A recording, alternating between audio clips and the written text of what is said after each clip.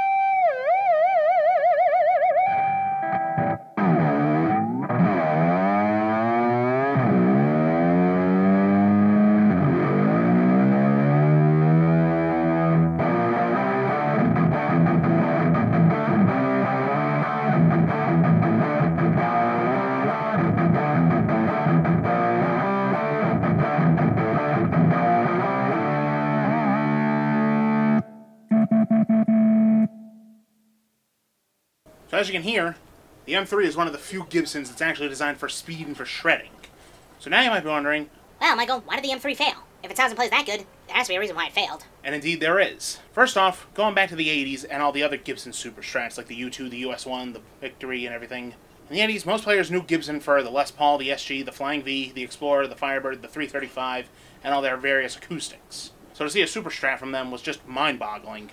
Players couldn't wrap their heads around the fact that the company known for the Les Paul, one of the biggest and heaviest guitars ever, had suddenly made a sleek and somewhat lightweight guitar designed for shredding and heavy metal. That's the reason all of other Gibson Super Strats like the US1, the U2, the Victory, all didn't sell so well. But they were hoping to get one more shot with the M3. Unfortunately, as I mentioned earlier, the M3 came out in 1991, the same year grunge rock exploded. Now all of a sudden people were tired of shred and just wanted to hear raw, pure, hard rock in the most rudimentary way. Also by the early 90s, all of Gibson's established models like the Les Paul, the SG, the Flying V, the Explorer were much cheaper secondhand than what the M3 was brand new. So you can see where most players went. Most players didn't have a lot of money and certainly couldn't afford one of these brand new from Guitar Center, for example. And thus the M3 met the same fate as all of Gibson's other Super Strats, being discontinued in 1997 after the last of the all-American M3s were sold. However, we all know the old phrase, what's old is new again, and in 2013, Gibson even reissued the M3, using the same body shape, reverse Explorer headstock, arrowhead inlays, maple fingerboard, and neck. Although the reissue lacked the two-position mode switch. It only had a master volume and a master tone, plus coil splitters to split the two humbuckers into single coils. Another difference between the original and the reissue M3s is the reissues have Gibson's Dirty Fingers humbuckers versus the 496R and the 500T. And while I haven't tried the reissue M3 yet, I still would like to, I have played some other Gibsons with the Dirty Fingers pickups, and I can attest that they're a lot hotter, with more output than the 496R and the 500T. And while the M3 reissue was discontinued a few years after its launch, you can go for pretty decent money on eBay and Reverb now. Proving that in a world of Les Pauls and SGs and other Gibsons, some players just want to stand out and shred. And the M3 is one of the Gibson guitars that can do that. So I hope you guys liked the video, or at least found it entertaining. Be sure to like and comment below, subscribe and turn on your notifications so you don't miss my next video. And until then, rock on. See you next time. Bye.